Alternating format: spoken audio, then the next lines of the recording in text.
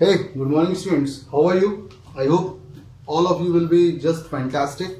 So, guys, last हमने किया था I'm welcoming you in online class of Greenland Convent School students class 12 physics and also I'm welcoming you in my channel The Rahul Bhadoria classes. यहाँ पर हम बात करते हैं physics की और फिजिक्स क्लास 12th में आज हमारा जो कॉन्सेप्ट है this is the one of the most important concept. ठीक है ना. आज हम बात करेंगे कल एक्चुअल में हमने yesterday what we discussed yesterday हमने देखा था what happened when a charged particle enter in uniform magnetic field perpendicularly. Now आज हम बात करेंगे कि वो परपेंडिकुलर नहीं है, वो किसी भी एंगल पर एंटर कर रहा है. तो बेसिकली मैं ले लेता हूं when V is not perpendicular to B. Not perpendicular to B का मतलब जब आपका चार्ज पार्टिकल किसी मैग्नेटिक फील्ड में परपेंडिकुलर एंट्री नहीं कर रहा है. परपेंडिकुलर को मैंने काट दिया, इसका मतलब इट इज नॉट परपेंडिकुलर. तो आपको कुछ चीजें समझनी पड़ेंगी. जब ये परपेंडिकुलर नहीं होगा तो बेसिकली कि ये एंगल पे जाएगा तो चार्ज पार्टिकल जब भी वो किसी एंगल पर एंट्री करेगा charge particle will break into its component. तो वो अपने कंपोनेंट्स में ब्रेक हो जाएगा. जो इसके दो कंपोनेंट्स में ब्रेक हो जाएगा, पहला हो जाएगा वर्टिकल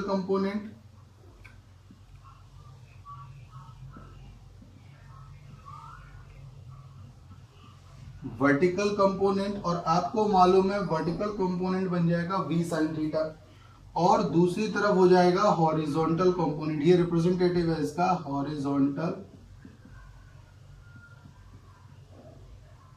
कंपोनेंट और हॉरिजॉन्टल कंपोनेंट बन जाएगा v cos थीटा. तो हॉरिजॉन्टल कंपोनेंट बन जाएगा v sin थीटा और वर्टिकल कंपोनेंट हॉरिजॉन्टल कंपोनेंट बन जाएगा v cos थीटा और हॉरिजॉन्टल वर्टिकल कंपोनेंट आ जाएगा v sin थीटा. ओके. अब यहाँ पर एक बहुत ही इंपॉर्टेंट बात आपको सामने मैं बताऊंगा कि जो ये इसका रब कर देता हूं, जो इसका जो वर्टिकल कंपोनेंट होता है due to this body will go circular motion या will do circular motion. ठीक है ना. ड्यू टू दिस बॉडी जो होती है वो सर्कुलर मोशन कवर करती है चार्ज पार्टिकल सॉरी. और due to the horizontal component यानी कि पार्टिकल विल गो या विल डू लीनियर मोशन या स्ट्रेट लाइन में जाएगा. तो बेसिकली हॉरिजॉन्टल कंपोनेंट की वजह से वो स्ट्रेट लाइन में जाएगा, स्ट्रेट लाइन मोशन करेगा और वर्टिकल कंपोनेंट की वजह से बॉडी सर्कुलर मोशन करती है. अब because due to the body या charge particle has entered in any magnetic field at any angle theta not a 90 degree angle. तो बेसिकली ये अपने कंपोनेंट से ब्रेक हो चुका है और कंपोनेंट ब्रेक होने की वजह से इसमें उसका वर्टिकल कंपोनेंट भी काम कर रहा है, साथ साथ हॉरिजॉन्टल कंपोनेंट भी काम कर रहा है. मतलब दोनों काम कर रहे हैं, एक साथ काम कर रहे हैं. तो इन दोनों की वजह से आपने लिखा हुआ है जो वर्टिकल कंपोनेंट है वो है v sin थीटा और हॉरिजॉन्टल कंपोनेंट है वो v cos theta. Vertical component की वजह से वो सर्कुलर मोशन करेगा और हॉरिजॉन्टल कंपोनेंट की वजह से वो लीनियर मोशन करेगा. तो बेसिकली वो इस तरीके से कहीं ना कहीं ये क्या करेगा, ये जो आपका आएगा तो इसका जो कॉम्बिनेशन होगा हेंस इन दोनों की वजह से बॉडी या चार्ज पार्टिकल विल डू क्या helical motion in helical path. तो वो क्या करेगा, हेलिकल मोशन करेगा हेलिकल पाथ में. अब पॉइंट आता है कि सर हेलिकल क्या होता है. तो हेलिकल जैसे कि आपने स्प्रिंग देखी होगी वो आपका हेलिकल ही होता है. तो लाइक जैसे कि आप देखेंगे कि वो इस तरीके से मोशन कर रहा है और ये होता चला जा रहा है और ये बड़ा होता चला जा रहा है. तो आप देख रहे हैं ना. तो इस तरीके के sound this one kind of motion करेगा. वो सर्कुलर भी होगा और साथ साथ में वो आगे भी बढ़ रहा है. ठीक है ना. वो सर्कुलर भी होगा और साथ साथ में वो क्या हो रहा है, आगे भी बढ़ रहा है. तो such kind of motion is called helical motion और इसको क्या बोला जाता है, हेलिकल पाथ या हेलिकल मोशन. तो इस तरीके के मोशन करना शुरू कर देता है चार्ज पार्टिकल जब वो परपेंडिकुलर ना होकर किस पे जाता है, किसी भी एंगल पे जाता है. तो इन दैट केस वो अपने इस तरीके के मोशन को वो शुरू कर देता है. ठीक है ना. तो वो आपके पास शुरू कर देगा. एज आई टोल्ड यू, मैंने आपको बता रखा है कि उसका जो वर्टिकल कंपोनेंट है वो उसको रिवॉल्व कराएगा यानी कि सर्कुलर ऑर्बिट में, जबकि इसका जो हॉरिजॉन्टल कंपोनेंट है वो उसको स्ट्रेट लाइन पे लेकर जाएगा, लीनियर मोशन कराएगा. इन दोनों का कॉम्बिनेशन ही आएगा. तो यहां पर हम निकालते हो रेडियस ऑफ हेलिक्स। हेलिक्स का मतलब जिस हेलिकल पाथ में वो जा रहा है उसको हेलिक्स भी बोल सकते हैं, उसकी रेडियस। तो आपको याद होना चाहिए, मैंने इसके लिए आपको रेडियस का फॉर्मूला लास्ट वीडियो में आपको करा के दिया था। आर इक्वल्स टू क्या हो जाएगा, रेडियस में जा रहा है तो एम डी परपेंडिकुलर यानी कि vertical component M B upon Q B आया था। याद करिए लास्ट वीडियो को अच्छी तरीके से, M B upon Q B, M B upon Q B. यहाँ पर वी परपेंडिकुलर है, इसकी जगह लगा दिया जाएगा V sine theta upon Q B. तो बेसिकली देखा जाएगा तो वो इस रेडियस को वो फॉलो करेगा, it will follow it this radius. अब वो इस रेडियस को फॉलो करेगा, तो अगर एक सर्कुलर ट्रैक में निकाला जाएगा तो इट्स टाइम पीरियड भी हम निकाल सकते हैं, इट्स टाइम पीरियड। इसका जो टाइम पीरियड टी आएगा वो टी कितना हो जाएगा, टोटल सर्कुलर ऑर्बिट, जो टोटल ऑर्बिट है यहाँ पे सर्कुलर तो नहीं है लेकिन हम अगर वो सर्कुलर मोशन कर रहा है उस टाइप पे तो क्या हो जाएगा। तो ये भी फॉर्मूला आपने निकाला था 2 pi M upon Q B, यानी कि टी पूरी तरीके से इंडिपेंडेंट है वेलोसिटी से, क्योंकि वेलोसिटी की वैल्यू ही वगैरह सब पुट करके आया। तो यहाँ पर ये हो जाएगा 2 pi M upon Q B, तो ये टी हो गया। अगर आप यहाँ पर फ्रीक्वेंसी निकालना चाहते हो तो वो रिवर्स हो जाएगा 2 पाई एम। ये सब चीजें मैं निकाल चुका हूँ, इसलिए मैं बहुत ज्यादा इस पे एंटर नहीं कर रहा हूँ, बहुत ज्यादा इसमें फोकस नहीं कर रहा हूँ, ये सब चीजें निकल चुकी हैं हमारी। हाँ, इसके बाद आपके पास जो नेक्स्ट कॉन्सेप्ट है, इसी का एक और छोटा सा पॉइंट है समझने के लिए, उस पर बड़ा एक और से सुनिएगा, पिच। तो what is a pitch, pitch क्या होती है, ठीक है ना। एक कॉन्सेप्ट इसके बाद आता है पिच, कि what do you understand by the term pitch. तो what do you understand by the term pitch, आप पिच से आप क्या समझते हो, तो पिच से आप क्या समझते हो या पिच क्या होती है, जल्दी से वो देख लेता हूँ। पिच क्या होती है, लाइक सपोज कोई भी बॉडी एक सर्कुलर मोशन में है, बहुत ध्यान से सुनिएगा बिकॉज ये हम कॉम्बिनेशन पढ़ रहे हैं सर्कुलर का और लीनियर मोशन का। तो जो सर्कुलर मोशन में अगर हम इस सर्कुलर मोशन को कट कर देते हैं और उसने जो लीनियर लेंथ कवर की है उसको पिच कहा जाता है। क्या कहा जाता है, जो लीनियर लेंथ कवर की है बॉडी ने उसको क्या क्या कहा जाता है, पिच कहा जाता है। तो आप इसकी डेफिनेशन लिख सकते हो, लीनियर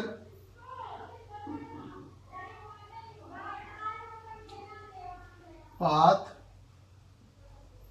कवर्ड बाय, यानी कि linear path covered by the particle, linear path covered by the particle in the direction of magnetic field. Okay guys, पता नहीं बनाते बनाते वो वीडियो ऑफ हो गया था, तो सेकंड वीडियो में इसको मर्ज कर दूंगा। हम पिच पढ़ रहे थे, पिच क्या होती है, तो व्हाट इज अ पिच। तो आपने देखा पिच मैंने लिखा भी हुआ है, linear path covered by the particle in the direction of magnetic field in one complete circle is called pitch.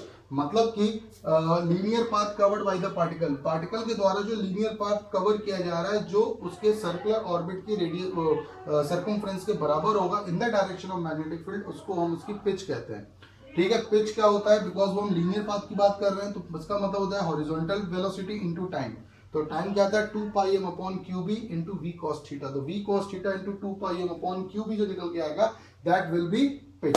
तो ये आपने पिच कवर कर लिया है और यहाँ पर इसका पूरा जो कॉन्सेप्ट है वो कंप्लीट हो जाता है।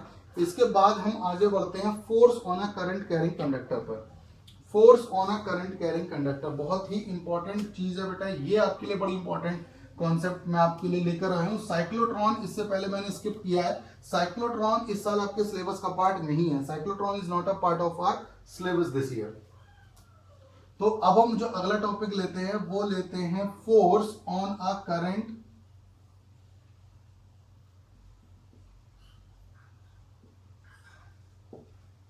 Carrying conductor kept in a magnetic field, kept in a magnetic field, यानी कि अगर कोई current carrying conductor like wire आप ले सकते हो, करंट कैरिंग कंडक्टर किसी मैग्नेटिक फील्ड में रखा हुआ है तो उसमें फोर्स एक्सपीरियंस होगा। एज आई टोल्ड यू कि जब भी कोई चार्ज पार्टिकल किसी मैग्नेटिक फील्ड में लगातार कॉन्स्टेंटली वो मूव कर रहा है, कोई भी चार्ज पार्टिकल किसी मैग्नेटिक फील्ड में लगातार वो मूव कर रहा है, तो till it is moving it will experience a kind of force. ठीक है ना, तो वो जो फोर्स को एक्सपीरियंस कर रहा है that is called magnetic force. लेकिन अगर वो चलना बंद कर देता है, अगर वो मूव करना बंद कर देता है तो उस मैग्नेटिक फोर्स को वो एक्सपीरियंस नहीं कर पाता, तो वो इंपैक्टफुल नहीं होता। तो बेसिकली मैग्नेटिक फोर्स को अगर मैग्नेटिक फील्ड में एक्सपीरियंस करना है पार्टिकल को तो it should be move. Okay तो ये करंट कैरिंग कंडक्टर है। करंट कैरिंग का मतलब इसमें लगातार करंट कैरी हो रहा है, मतलब कि मूव कर रहा है, तो बेसिकली वो एक मैग्नेटिक फील्ड फोर्स को एक्सपीरियंस करता है। और इसको मैं प्रॉपर समझाने के लिए, एक्सपीरियंस करेगा ये हमें मालूम है, इसके लिए मुझे लेना पड़ेगा राइट हैंड पाम रूल। देखिए एक राइट हैंड पाम रूल आपने मैग्नेटिक फील्ड के लिए निकाला था, एक लेंगे right hand palm rule number 2। इसको इस तरीके का नाम दे देता हूं। पाम रूल नंबर 1 था, वो डायरेक्शन ऑफ मैग्नेटिक फील्ड बताता है करंट के साथ, ये मैग्नेटिक फोर्स की डायरेक्शन को बताएगा मैग्नेटिक फील्ड और करंट के साथ। रूल नंबर 1 में डायरेक्शन ऑफ मैग्नेटिक फील्ड और करंट का था, और रूल नंबर 2 है पाम रूल नंबर 2, ये मैग्नेटिक फील्ड को बताएगा, साथ साथ मैग्नेटिक फील्ड, करंट और फोर्स की डायरेक्शन को ये बताएगा। तो फिर से मैं इसमें ले लेता हूं आपको वही दोनों चीजें, बहुत ध्यान से सुनिएगा, बहुत ध्यान से सुनिएगा, वही पांचों उंगलियां,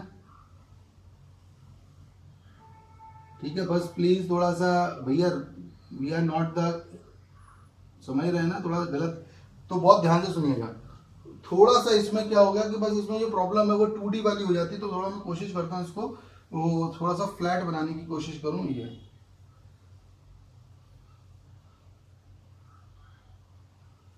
ठीक है, ये जो थंब है अगर ये इंडिकेट कर रहा है करंट को, इसको इंडिकेट कर रहा है करंट को, ये जो फिंगर्स हैं ये इंडिकेट कर रही हैं डायरेक्शन ऑफ मैग्नेटिक फील्ड को, ये इंडिकेट कर रही है डायरेक्शन ऑफ मैग्नेटिक फील्ड को, तो ये अपवर्ड की तरफ आपको मिलेगा direction of force, upward. Basically कैसे, आप अपने हाथ को ऐसे ले लीजिए लाइक दिस वन, आप hold your fingers, okay, hold your, stretch your hand, तो द डायरेक्शन ऑफ थंब, ये जो थंब की डायरेक्शन है ये करंट को दिखा रही है, ठीक है, ये करंट यानी कि करंट आपका इस तरफ जा रहा है, ये जो दिखा रहा है वो मैग्नेटिक फील्ड को दिखा रही है, किसको दिखा रही है, मैग्नेटिक फील्ड को, ये आपका मैग्नेटिक फील्ड है, ये जो फिंगर की डायरेक्शन है this is your magnetic field, और ये जो आपके सामने इसका परपेंडिकुलर ऊपर, this will be your direction of magnetic force, ये आपका मैग्नेटिक फोर्स होगा, यही दिखाने की कोशिश की जा रही है, देखिएगा, तो यही दिखाने की कोशिश की रही है, ऊपर की तरफ जा रहा है, fingers are directed towards the magnetic field, thumb is directed towards the current, and perpendicular upward आपको क्या मिलता है, फोर्स मिलता है।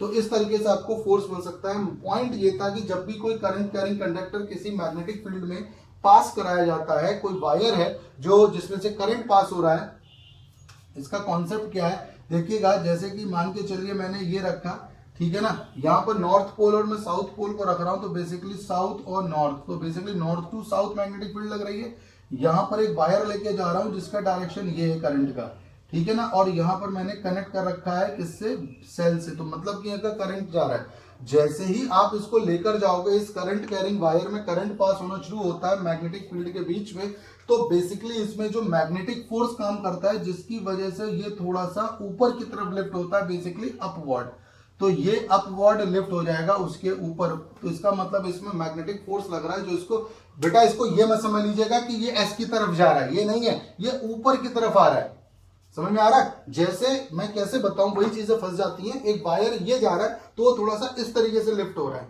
तो ये मत समझिएगा इसकी तरफ जा रहा है, इसको मानिएगा जी ऊपर, इस तरीके से ये आ रहा है, इसके ऊपर लिफ्ट हो रहा है, तो वो जब भी आपका लेफ्ट टू राइट करंट जा रहा है तो due to the magnetic force वो ऊपर लिफ्ट कर रहा है, क्योंकि देखिएगा ये इस तरीके का काम करेगा, ठीक है ना, इस तरीके से काम करेगा, ये जो डायरेक्शन है ये करंट को दिखा रहा है, ये फील्ड है वो नॉर्थ टू साउथ को दिखा रहा है, और जो मेरा हाथ आपको ओपन दिख रहा है, जो आपकी तरफ आता है वो दिख रहा है, ये दिखा रहा है कि डायरेक्शन ऑफ मैग्नेटिक फोर्स आपको लग रहा है। तो this is called right hand palm rule number 2। ये क्या दिखाएगा, मैग्नेटिक फील्ड, मैग्नेटिक फोर्स और करंट का कॉन्सेप्ट दिखाएगा, और पाम रूल नंबर 1 होता है वो करंट और मैग्नेटिक फील्ड का दिखाता है, ये इंडिकेट करता है डायरेक्शन ऑफ बॉडी जिस पर हमें मैग्नेटिक फील्ड निकालना है। So this is called palm rule number 2, ठीक है ना। तो force on a current carrying conductor kept in a magnetic field, अगर कोई करंट कैरिंग कंडक्टर किसी मैग्नेटिक फील्ड में रखा हुआ है, करंट कैरिंग कंडक्टर है, वो करंट को कैरी कर रहा है, मैग्नेटिक फील्ड वहां पे वर्किंग कर रही है, तो definitely it will experience a magnetic force, तो यहां पर ये मैग्नेटिक फोर्स एक्सपीरियंस करेगा, it is a true thing. तो ये चीज था राइट हैंड पाम रूल से हम इसको फाइंड कर सकते हैं। इसको निकालने का एक और मेथड है, आप इसको 10th में पढ़कर आए हो, फ्लेमिंग्स लेफ्ट हैंड रूल, ठीक है ना।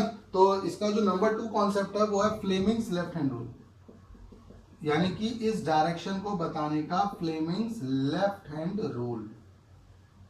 इसमें क्या होता है कि अगर वो देखो वही चीज है, फिंगर में बना नहीं पाऊंगा लेकिन मैं आपको दिखा देता हूं कैसे, कुछ इस तरीके का बनता है, ये देखिएगा, ठीक है ना, दिस इज लाइक दिस, ये कुछ इस तरीके का बनेगा। मैं आपको क्या दिखा रहा हूं, ये आपको कुछ इस तरीके का बनता हुआ दिखाई देगा, ठीक है, ये कुछ इस तरीके का आपको बनता हुआ दिखाई देगा, आप ये ले जा सकते हो, थोड़ा सा इसको मैं ये इस तरीके से, और ये मार्क वो मिल नहीं रहा, तो आप इसको ये दिखा देंगे कि जैसे कि मान के चलो थोड़ा सा आई ट्राई टू समथिंग, तो क्योंकि इसमें थोड़ा क्लियर नहीं होता, ठीक है, और ये जाके कुछ इस तरीके से जा रहा है,